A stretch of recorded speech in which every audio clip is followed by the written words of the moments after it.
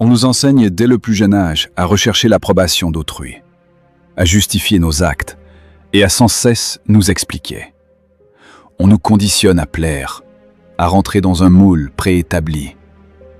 Pourtant, une compétence essentielle est étrangement absente de notre éducation, celle de ne pas se soucier du regard des autres.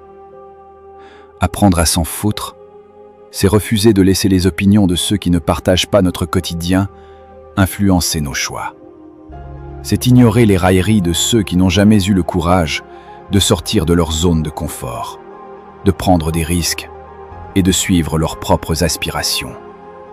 C'est se libérer du poids des attentes sociales, familiales ou professionnelles qui, insidieusement, étouffent notre individualité.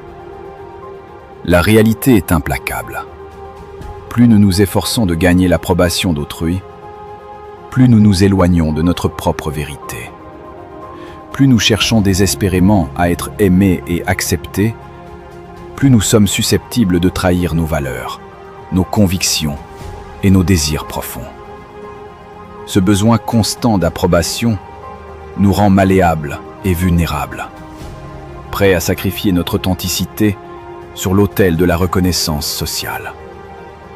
Maîtriser l'art de ne pas s'en faire n'est en aucun cas synonyme d'arrogance ou d'indifférence. Au contraire, c'est une preuve de lucidité et de maturité.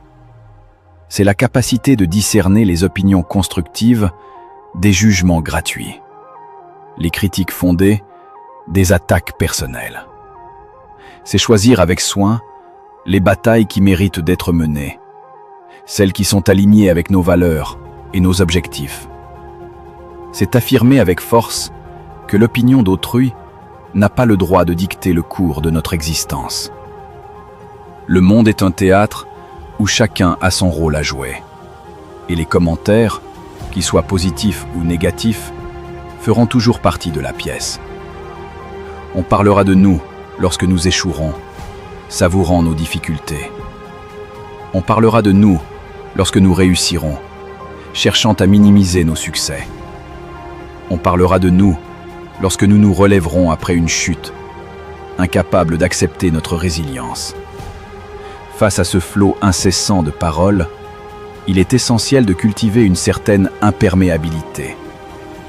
Il est donc préférable d'avancer en silence, sans ressentir le besoin constant de se justifier ou de s'excuser d'être soi-même. Inutile de gaspiller notre énergie à convaincre ceux qui sont déterminés à ne pas comprendre. Concentrons-nous plutôt sur notre propre chemin, sur nos propres objectifs, en restant fidèles à nos valeurs et à nos aspirations. Écoutons les conseils avisés, mais ignorons les critiques destructrices.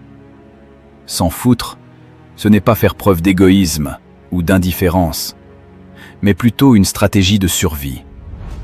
C'est parfois la seule façon de préserver son équilibre mental, de protéger son estime de soi et de rester debout face au vent contraire.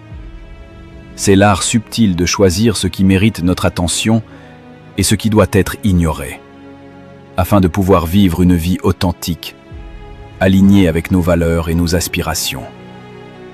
C'est, en fin de compte, la clé d'une existence épanouie et libre.